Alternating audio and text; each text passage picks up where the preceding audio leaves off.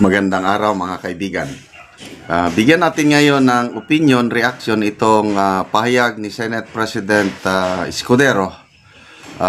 Yung mga tanong ng media, mga bias, mga anti-Duterte media na ano daw, marami daw senador na klaro na kayo, lumalabas na ang kulay na pro-Duterte sila. Ano bang masasabi ni Senate President? Nako, ang ganda po ang sagot ng Senate President. Ni Real Talk, sinupalpal niya itong mga bias na mga anti-Duterte media. Okay, pakinggan natin ha. Should be questioned. But then again, remember, pinili na mga nagsulat. Kung may checklist. Nagsulat ng saligang batat. Sorry, SB. Paano pag kitang-kita na yung kulay? Kulay. Nung isang senator judge, kitang-kita na yung kiling niya. No. Tatanungin kita. Oh. Kitang-kita lang ba ang kulay sa ngayon ng pumapabor kay Sara? O kitang-kita din ba yung kulay dun sa mga ayaw sa kanya? No. Be fair. If you want to be fair, it cuts both ways. Diba? So, kayo naman, ang kinukot nyo sa mga tanong nyo, yung isang panig lang ang kinukwesto, hindi naman yung kabila. Yeah. If you want to be fair, you have to be fair. If you want to question, then everybody should be questioned. But then again, remember, pinili na mga nagsulat ng saligang batas na mga politiko, mga halal ng Sorry, SB. Paano pag kitang-kita na yung kulay? Nung isang senator judge, kitang-kita na yung kiling niya. No. Tatanungin kita. Kitang-kita lang ba ang kulay sa ngayon ng pumapabor kay Sara? O kitang-kita din ba yung kulay dun sa mga ayaw sa kanya? Be fair.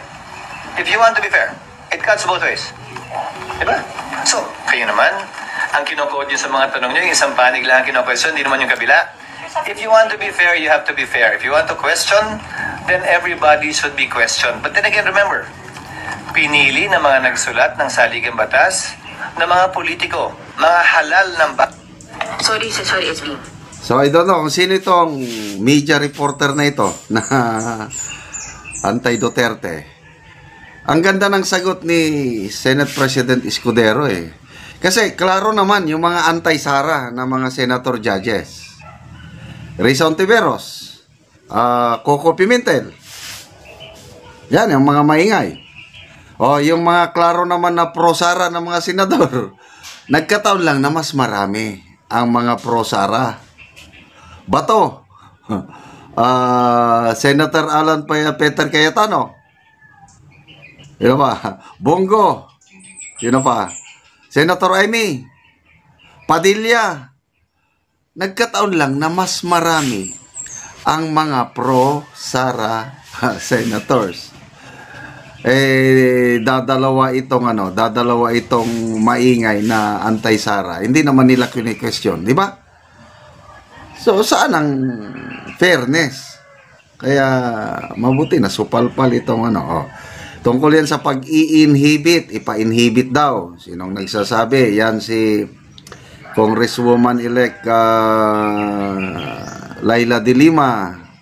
Sino pa ba yung naririnig ko na ipapa-inhibit daw nila yung ang mga pro-Duterte senator judges, ipapa-inhibit. Kasi klaro na daw. Inamin naman talaga ni Senator Bato na kahit anong gawin niyang maging fair, patas, kaya lang hindi niya malis yung pagiging pro-Duterte niya. Ganon din si Senator Padilla. Kahit sunugin niyo ako, amoy Duterte pa rin ako.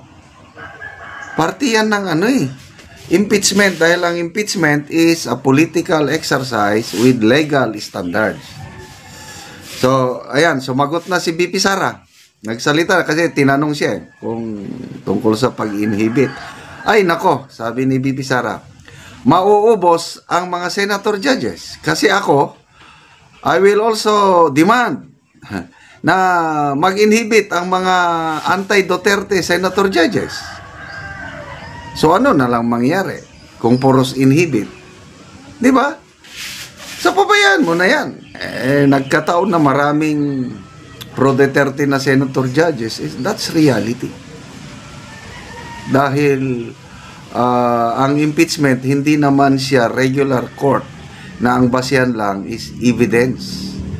Si Senator Frank Drilon ang nagsabi niya na it's more of a political exercise. Sabi niya, ang impeachment is more of a numbers game.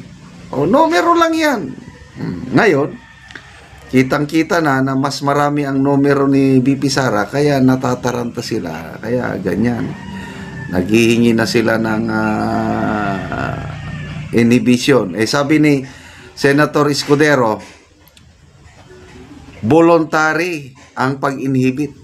It's all on the part of the senator judge kung mag-inhibit siya. Hindi, malala ko nung impeachment ni CG Corona, merong question kay then Senator Frank Drilon na dapat daw mag-inhibit. Ang impeachment court, hindi siya bumoto.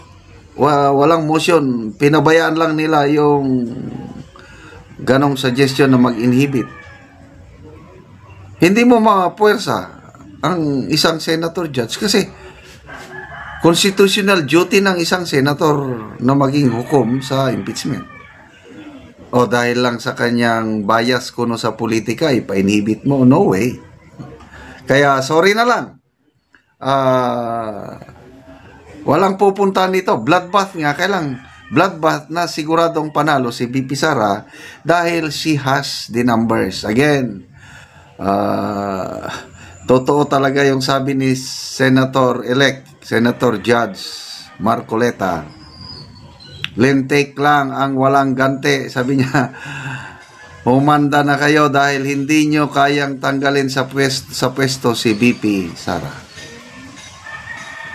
Sa umpisa pa lang ng 20th Congress, baka mabasura na yung kaso kasi nga sa kulang ng jurisdiction. Yung hindi pwedeng itawid. Pagdidibatihan pa yan ng 20th Congress kung tatawid o hindi.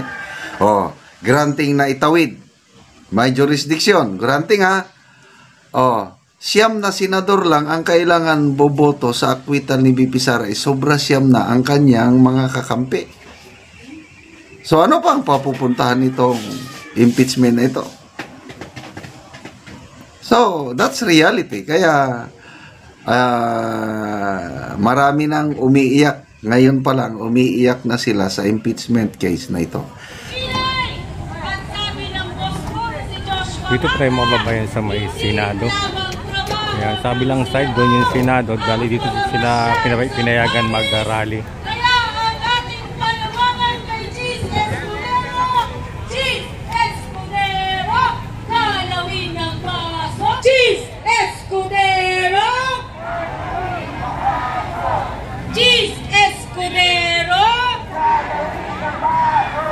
At ang panawagan ng mamamayang galit at nagtitimpi na naniniwalang we are the fourth wing sa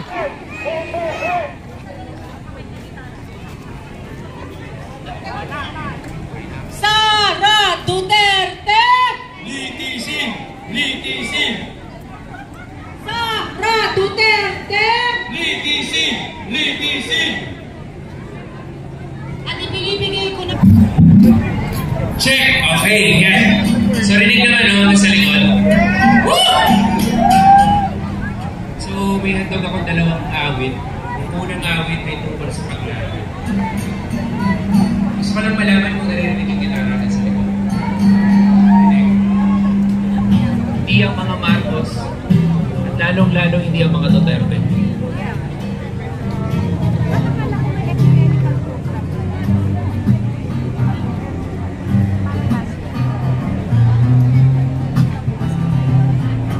Check!